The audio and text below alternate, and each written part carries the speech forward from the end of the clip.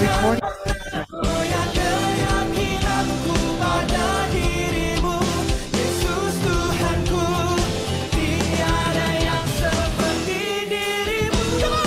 Kaulah kuatku, kebanggaanku, gunung batu dan keselamatanku, kuat tanganmu, perlindunganku, kaulah Allah sumber kemenangan, kaulah kuatku, kebanggaanku, gunung batu dan keselamatanku, kuat tanganmu, perlindunganku, kaulah Allah sumber kemenanganku. Bersama dengan Tuhan kami tak takut.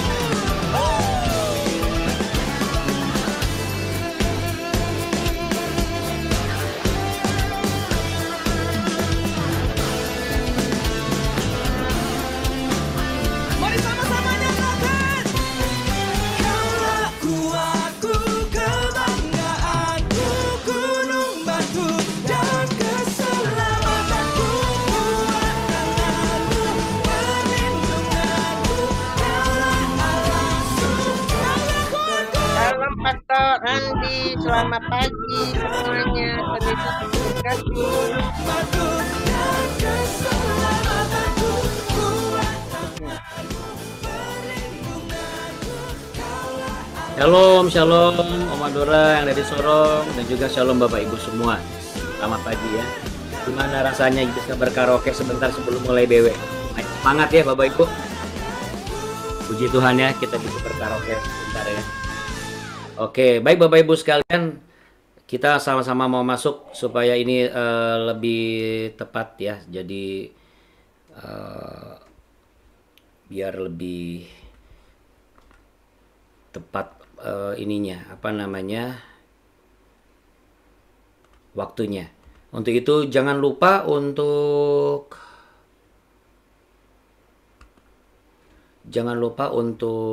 Alkitabnya ya Bapak Ibu yang terkasih. Alkitabnya, lalu kemudian kita mau sama-sama satu di dalam doa tentunya. Hari ini kita mau sama-sama melanjutkan pembicaraan kita, pembahasan kita setelah kita belajar banyak hal mengenai Yosua pasal 8 kemarin ya Bapak Ibu. Yaitu yang tentunya sudah jadi guidance buat menjelang pertengahan minggu ini di hari pertama, hari kedua ya. Oke Bapak Ibu, kita satu di dalam doa. Bapa kami dalam sorga, dikuduskanlah namamu, datanglah kerajaanmu, jadilah kehendakmu di bumi seperti di sorga. Berikanlah kami pada hari ini makanan kami yang secukupnya, dan ampunilah kami akan kesalahan kami, seperti kami juga mengampuni orang yang bersalah kepada kami. Dan janganlah membawa kami ke dalam pencobaan, tetapi lepaskanlah kami daripada yang jahat. Karena Engkaulah yang punya kerajaan dan kuasa, dan kemuliaan kekal sampai selama-lamanya. Bukalah mata jasmani dan rohani kami, bukalah cakrawala wawasan kami, tidak hanya sebagai manusia jasmani, tapi juga manusia rohani. Kami yakin ketika kami mempercayakan seluruhnya ke dalam tangan Tuhan. Apa yang menjadi bagian kami akan lakukan. Namun, ajarlah kami untuk bijaksana, sehingga kami tidak lupa melibatkan Engkau. Kami tidak lupa faktor keterlibatan Tuhan. Dan kami yakin dan percaya kalau sesuatu Tuhan izinkan terjadi, pasti ada maksud dan tujuannya. Dan Tuhan tidak pernah memberikan rancangan yang buruk atas hidup kami. Untuk itu ya Bapa, kami berserah kepadamu dan kami mau memberi yang terbaik. Terimalah pujian penyembahan kami, rasa syukur kami ke hadapan-Mu. Dan di dalam nama-Mu kami berserah dan berdoa. Kami percaya Tuhan yang akan menjaga kesehatan kami, Tuhan yang menjaga keutuhan rumah tangga kami, Tuhan yang menjaga kesuburan kandungan para wanita yang takut akan Tuhan, dan Tuhan yang menjaga lumbung-lumbung berkat Tuhan untuk setiap laki-laki yang takut akan Tuhan. Sebab firman-Mu berkata, diberkatilah para suami dan istri yang takut akan Tuhan, sehingga anak-anak mereka adalah anak-anak yang berbahagia di masa depannya. Dalam nama Bapa, Putra, dan Roh Kudus, kami mau memberi yang terbaik bagi hormat kemuliaan-Mu. Haleluya, sama-sama katakan amin. Amin. Puji Tuhan Bapak Ibu, beberapa orang sudah saya jadikan co-host, saya mohon bantuannya. Dan terima kasih atas Bapak Ibu yang telah berkenan mengerti dan memahami. Ya, yang lainnya memang harus agak di mute ya, tapi nggak apa-apa Bapak Ibu ya. Saya mohon izin untuk memimpin pujian, tapi saya yakin Bapak Ibu juga di sana memuji menyembah Tuhan tentunya ya Bapak Ibu. Sebab hanya dalam bait-Nya yang kudus Tuhan akan mendengar seluruh seruan doa dan pengharapan kita. Oke Bapak Ibu yang terkasih, selanjutnya kita akan menaikkan pujian yang berikut ini.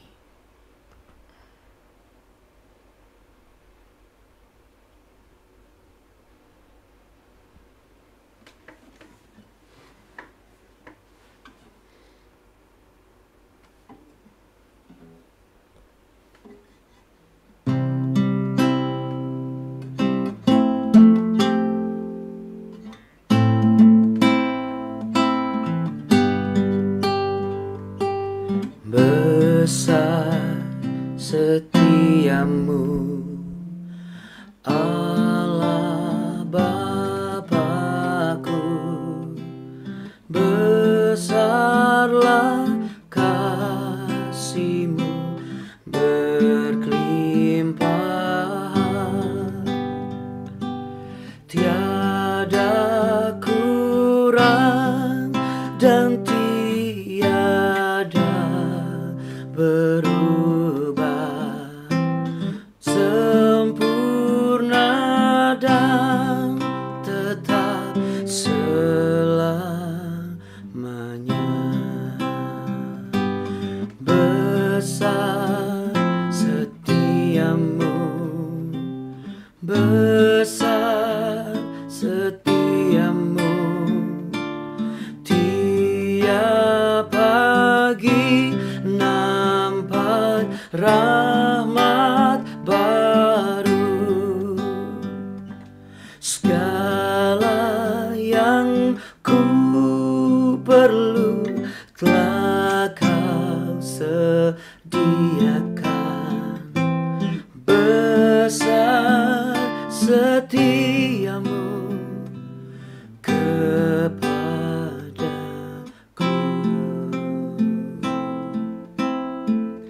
Oh Tuhan,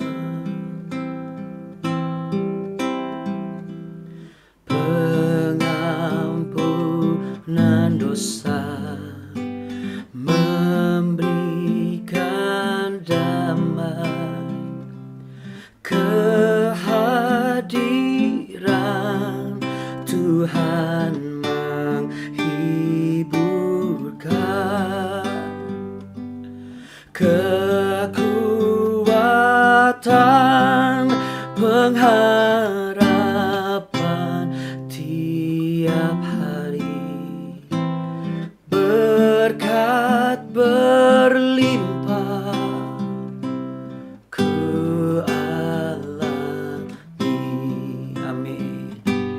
Besar setiamu, besar setiamu, tiap pagi nampak rahmat baru. Segala yang ku perlu tak Kau sediakan. Besar setiamu kepadaku.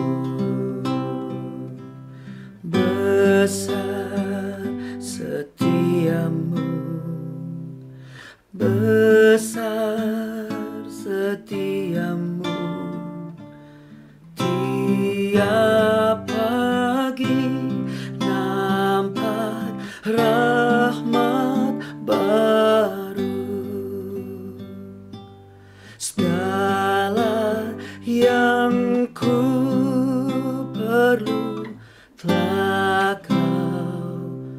sediakan besar setiamu kepadaku.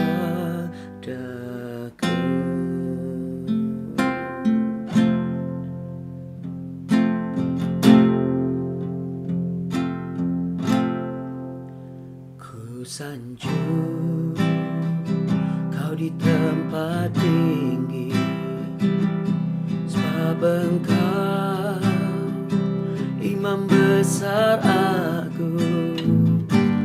Ku sanjung kau lebih dari yang lain, dan ku datang menyembahmu Tuhan.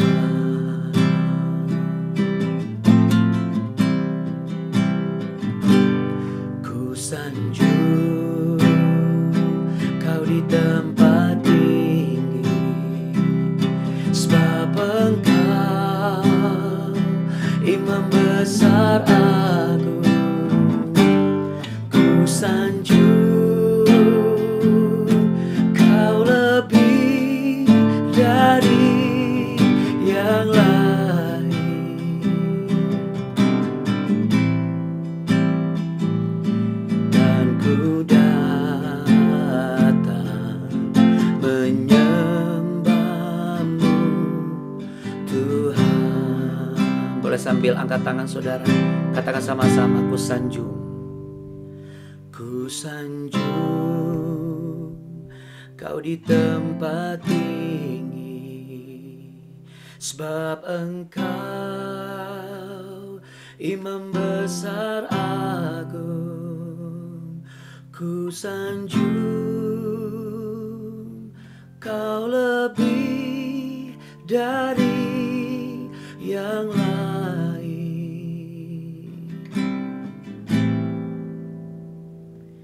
dan ku datang menyembahmu Tuhan.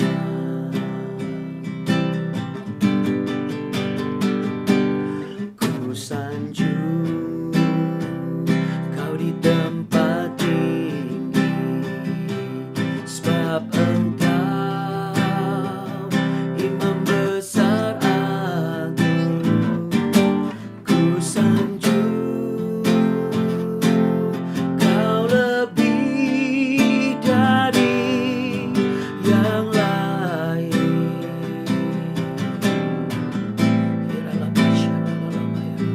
dan ku datang menyembahmu Tuhan.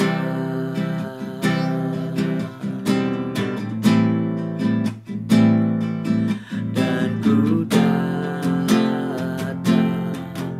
menyembahmu Tuhan. Haleluya, ku menyembahmu Tuhan Yesus. Haleluya, ku berterima kasih Tuhan Yesus. Hosana, Hosana, haleluya, kami menyembahmu Tuhan. Hosana, Hosana, haleluya.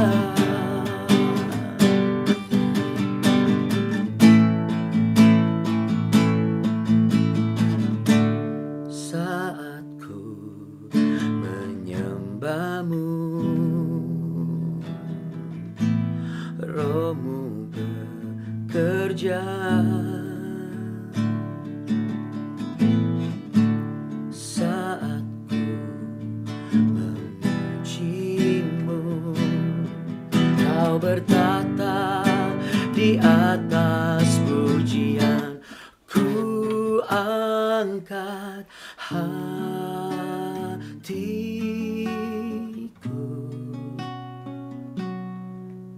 ku pandang kekudusan-Mu.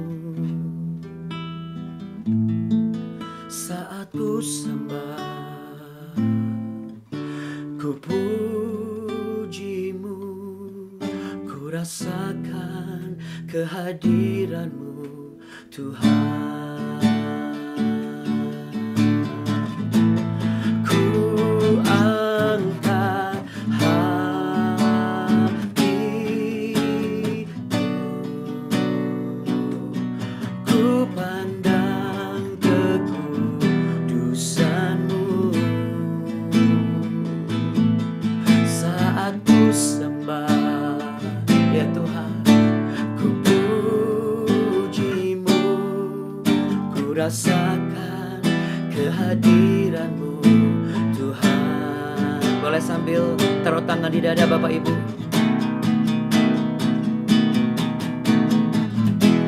Saat ku menyembah-Mu, Roh-Mu bekerja.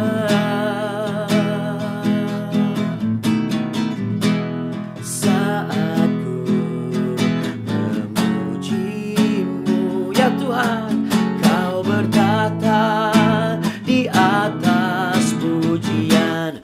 Ku angkat hatiku,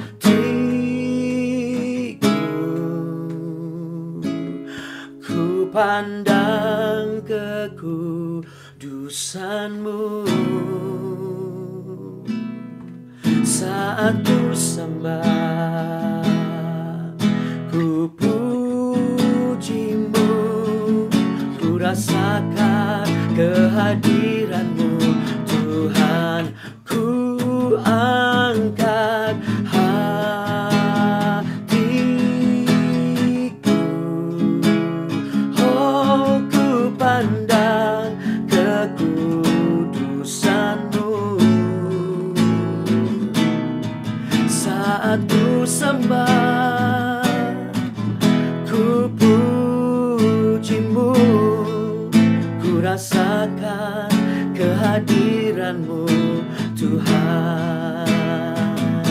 Saat ku sembah, ku puji-Mu, ku rasakan kehadiran-Mu, Tuhan. Ya Bapa, saat ku sembah, ku puji-Mu, ku rasakan kehadiran-Mu, Tuhan.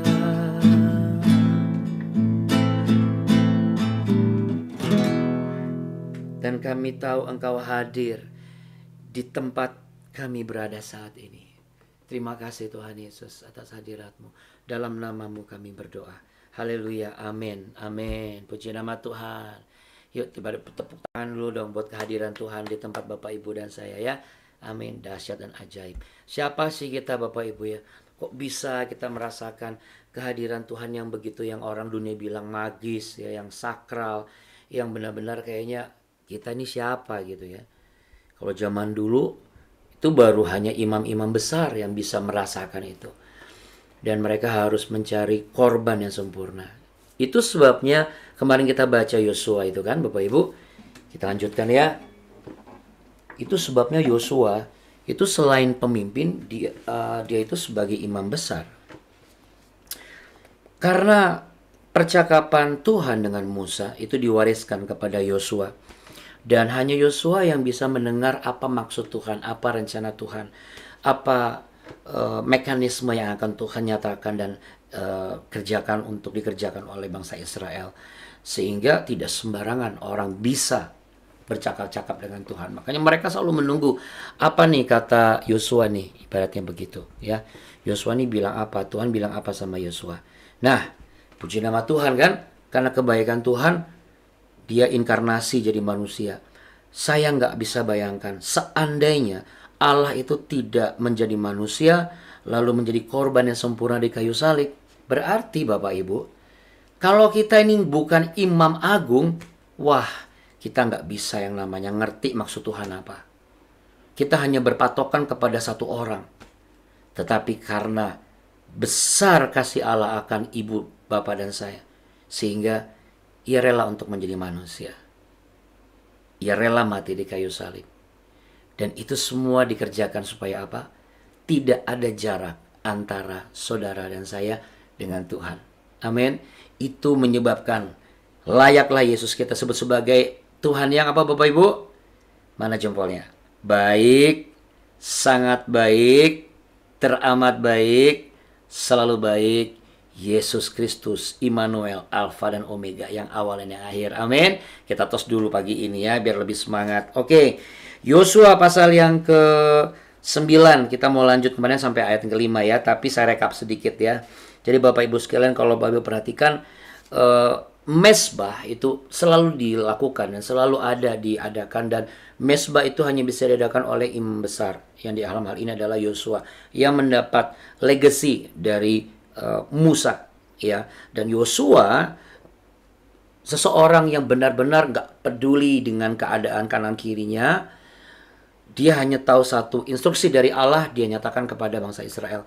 Makanya segala itu ada banyak sekali ya. Itu diperkatakan terus, salinan doa, berkat, dan juga kutuk. Itu diperkatakan terus. Jadi Bapak Ibu yang terkasih, kalau kita hari-hari ini, Bapak Ibu misalnya sesuatu yang baru nih, bagaimanapun juga, baru kali ini misalnya seandainya saya bangun subuh, lalu kemudian bareng-bareng dengan saudara-saudari yang saya nggak kenal, tapi ngerasa dekat aja gitu di dalam satu Zoom. Lalu kemudian kita belajar sama-sama dan mendengar apa yang Tuhan taruh di dalam perenungan saya bagikan kepada Bapak Ibu. Bukan saya mengatakan saya Yosua, bukan. Tapi ini kita tiap hari. Mereka itu tiap hari pagi, siang, malam Bapak Ibu.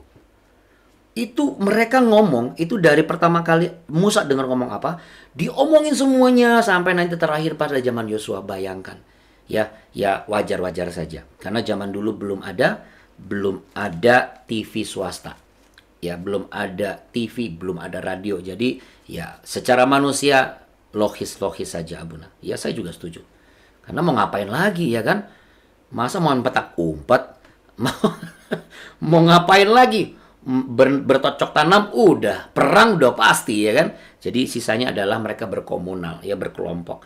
Mereka membangun komunikasi yang intens. Oke, jadi saya percaya komunikasi kita yang intens akan menghasilkan sesuatu yang adikodrati. Setuju, katakan amin.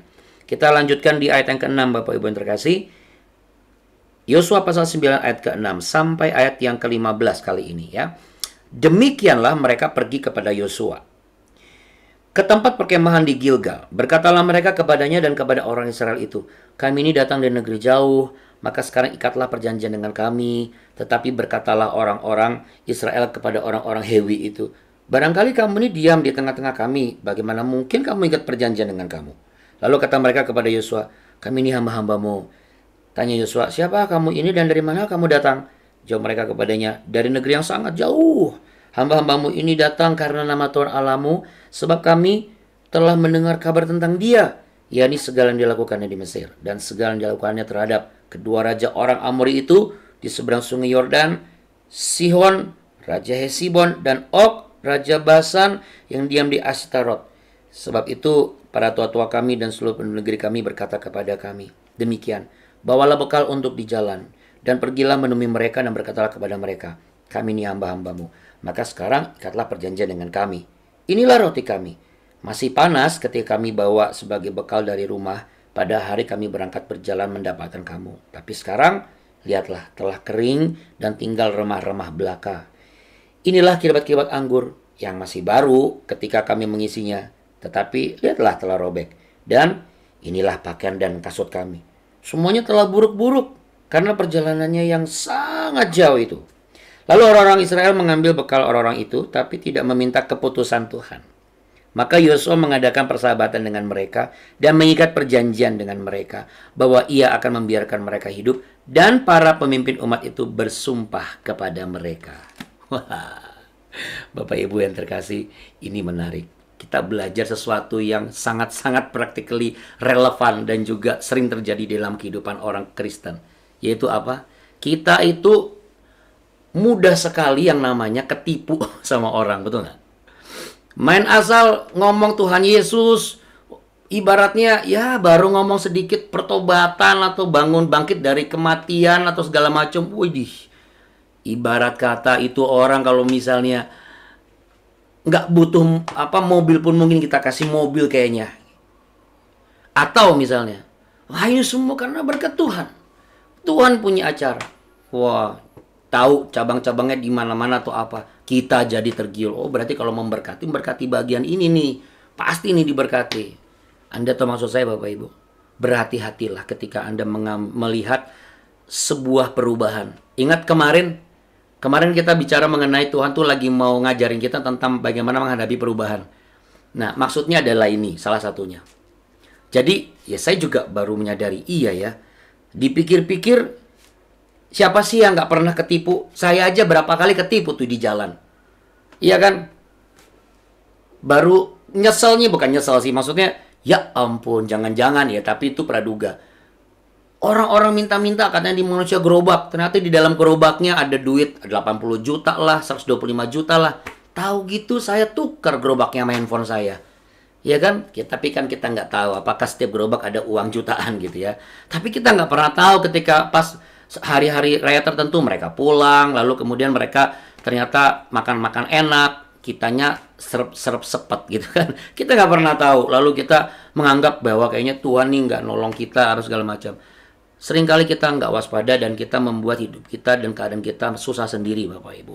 Karena apa? Salah memberkati. Ada anak kecil, ih lucu, iya kasihan, copang-camping, kita kasih. Lah giliran anak kita minta makan holdak atau makan Texas atau makan apa aja kita ngomong, mikir uang tinggal berapa. Ini anak orang kita nggak jelas anak orang dari mana, cuman modal iler di sini, belek di situ. Katanya wah ini kayaknya nggak mampu. Padahal dia baru bangun tidur. Malamnya habis minum susu, lupa gosok gigi. Ya kita nggak pernah tahu Bapak Ibu ya. Bukan berasumsi negatif, tidak.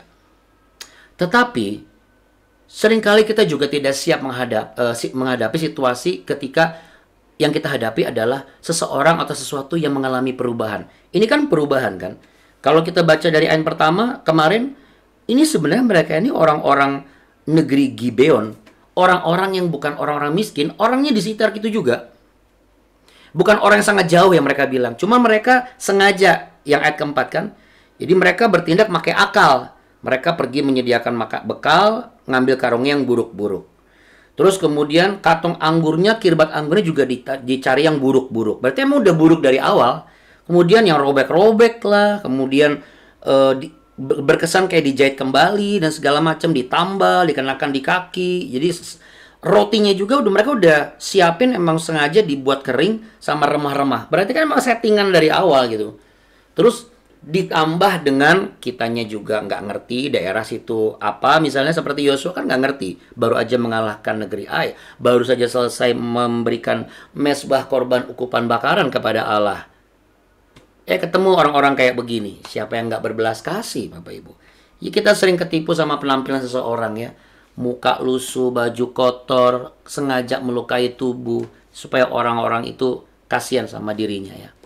Ya kalau sekali lagi, kalau udah begini, saya aja pernah ngalamin kok.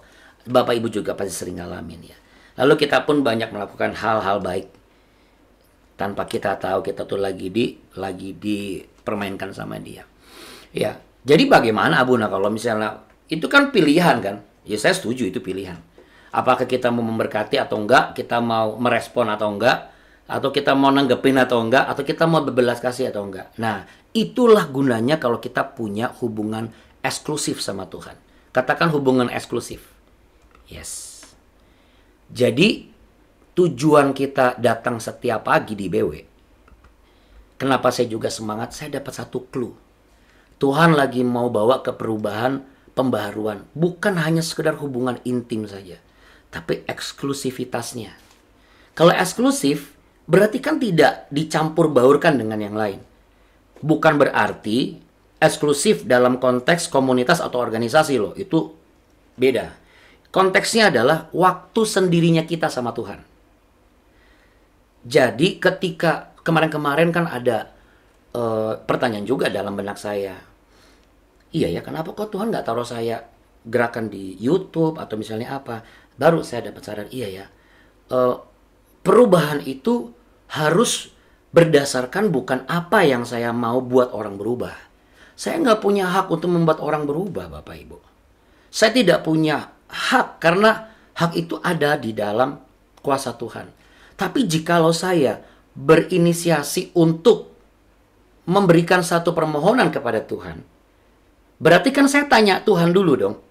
Saya libatkan Tuhan dulu. Tuhan, ini kira-kira bisa nggak ya orang ini dirubah? Kalau Tuhan mau ngerubah dia, apa yang harus saya lakukan? Nah, berarti kan itu hal yang berbeda. Beda dengan, ini dia saatnya saya mau rubah dia. Saya mau menyelamatkan dia. Saya lagi berpikir, emang saya ini siapa sih? Saya aja diselamatkan kok. Saya aja nggak lepas dari kesalahan, sengaja ataupun tidak, besar ataupun kecil gitu. Karena tidak ada yang sempurna kok dalam dunia ini. Berarti kalau kita mau menyelamatkan orang, ya nyelamatin harus yang sempurna. Nggak ada yang lain, cuma Yesus Kristus. Tapi kita diberikan wewenang, itu betul. Wewenang untuk menjadi perantara Tuhan, menyampaikan sesuatu dan mengambil sebuah keputusan untuk bertindak sehingga apa yang kita harapkan bisa menjangkau orang, lalu bisa membuat hidupnya berubah dan jiwanya diselamatkan. Ya, itu terjadi. Tapi statusnya kita kan diberikan wewenang. Setelah saya renungkan lagi, wewenang itu kan nggak boleh sembarangan dikasih. Wewenang itu kan harus dikasih oleh orang yang kepercayaan dan kepercayaannya penuh. Jadi saya berdoa, Bapak, Ibu, dan saya, biarlah di mata Tuhan itu semakin menjadi orang yang memang layak untuk diberi wewenang itu. Amin. Dalam hal apapun. Permasalahannya, Yosua pun juga sudah dikasih wewenang, Bapak, Ibu. Tapi catatan penting di ayat yang ke-14. Lalu orang-orang Israel mengambil bekal orang-orang itu. Ini bicara apa sih, Bapak, Ibu? Nggak mau rugi. Kalau saya, ya udah remah-remah, ya sudahlah. Berarti biarkan saja buat mereka, karena kan mereka akan pulang jauh. Tapi emang mungkin karena tradisi. Zaman dulu itu kan tidak sopan ketika datang kepada satu suku, lalu kemudian meminta izin untuk tinggal berdampingan sama suku itu. Karena zaman dulu zaman peperangan, Abuna. Betul, saya setuju untuk pemikiran itu. Tapi kenapa mereka nggak tanya dulu sama Tuhan? Nah ini. Mereka baru saja intim loh dengan Tuhan. Bangun mesbah kan? Tapi bukan sesuatu yang eksklusif. Jadi bagaimana, Abuna? Bukan berarti repot banget kalau misalnya ketemu orang. Sebentar ya, kita masuk dalam kamar, berdoa dulu. Oh enggak. Kalau kita sudah eksklusif banget sama Tuhan, itu seperti kita tuh kayak bicara langsung gitu loh, kayak Tuhan, tolong Tuhan, apa yang harus saya lakukan? Bapak Ibu, saya tutup dengan sebuah kesaksian ya. Bukan saya mengatakan, oh saya eksklusif, enggak. Saya yakin Bapak Ibu juga ngalamin banyak. Kalau Bapak Ibu ngalamin hal mirip seperti saya, please, hari Sabtu nanti saya memang akan menyampaikan saatnya untuk materi Biblical Insight ya. Kita akan bahas satu topik yang memang sudah cukup ditanya cukup banyak mengenai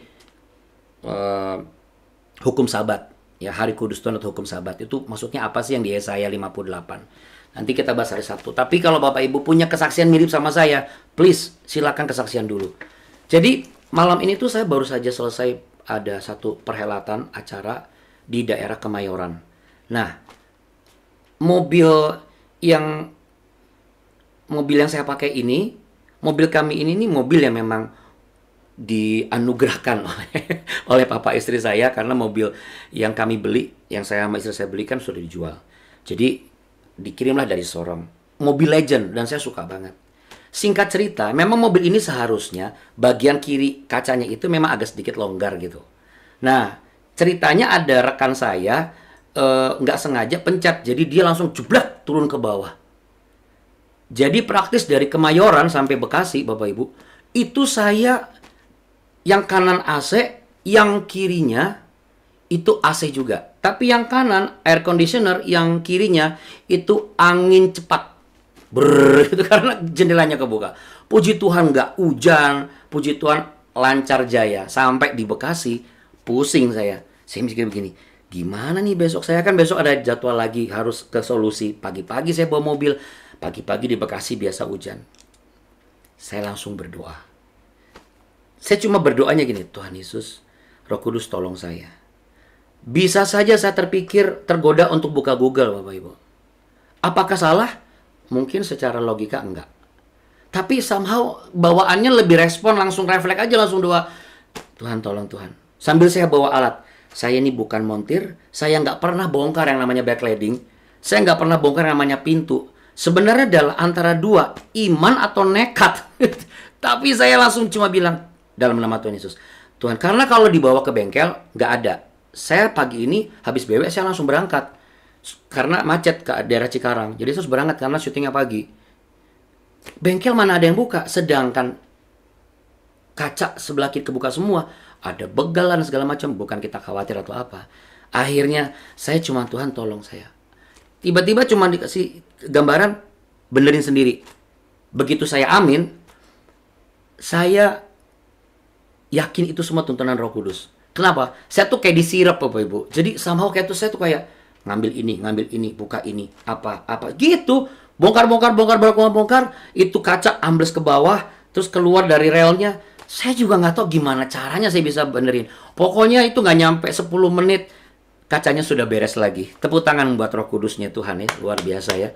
Jadi Bapak Ibu, kalau Anda juga mengalami hal seperti itu, tolong kesaksian nanti. Contohnya misalnya, iya tiba-tiba saya tuh nggak tahu ketemu sama ini, saya nggak tahu harus ngomong apa, misalnya gitu ya. Nah itulah nilai-nilai eksklusivitas kita. Saya yakin Bapak Ibu sudah memiliki itu, tapi kadang-kadang kita suka nggak kepikiran.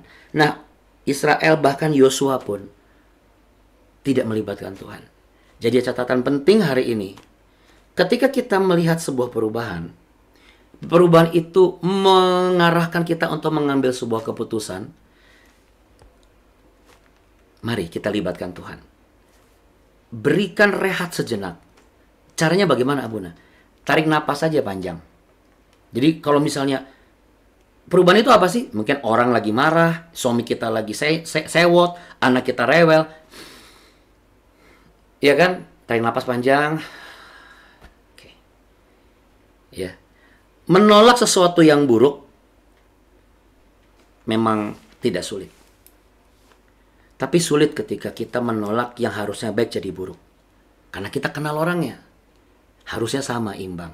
Nah, untuk bisa adil di dua area itu, supaya kita tetap bisa netral, berpikir jernih dan positif dan logis, kita harus libatkan Tuhan. Mari sama-sama kita satu dalam doa.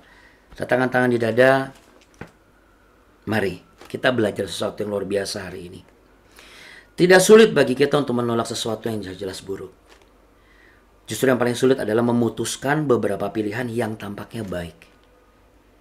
Nah, celakanya Bapak Ibu terkasih, jika kita sudah merasa cukup benar, disitulah yang kita sering lupa. Kita merasa nggak perlu melibatkan Tuhan. Sikap ini adalah sikap yang harus kita hindari. Karena inilah sikap yang seharusnya tidak dilakukan oleh Yosua dan orang Israel. Tapi di mata Tuhan sangat-sangat tidak bijaksana. Karena dari sikap ini membawa sebuah dampak yang tentunya akan jauh dari yang diharapkan. Mari Bapak Ibu terkasih, kita belajar tidak menganggap remeh setiap situasi, setiap keadaan, setiap perubahan dan persoalan. Apapun itu, gunakanlah wewenang yang sudah Tuhan taruh di dalam diri saudara dan saya. Percayalah Bapak Ibu, orang-orang yang mampu untuk terus konsisten setiap pagi ketemu sama Tuhan, itu memiliki waktu eksklusif sama Tuhan.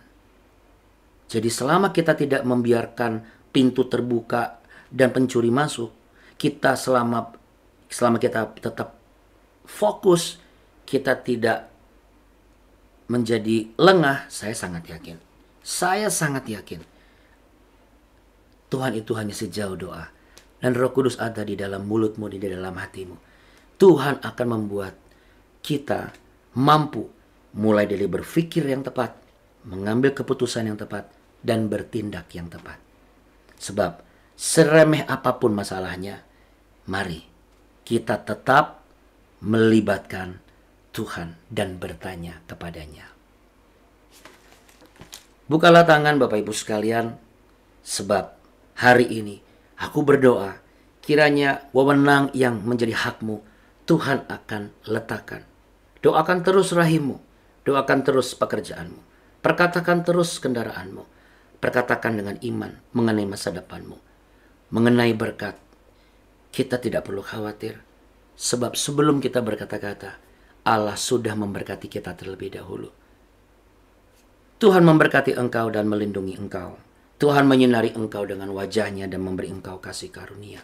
Tuhan menghadapkan wajahnya kepadamu, memberimu perlindungan, kekuatan dan damai sejahtera, dan kesadaran untuk rehat sejenak, mengambil nafas panjang, dan bertanya, Tuhan, apa yang harus aku lakukan?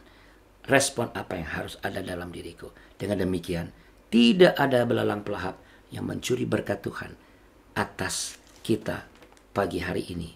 Di dalam nama Tuhan Yesus Kristus. Di dalam nama Bapa, Putra, dan Roh Kudus. Haleluya. Sama-sama katakan amin. Amin. Puji Tuhan.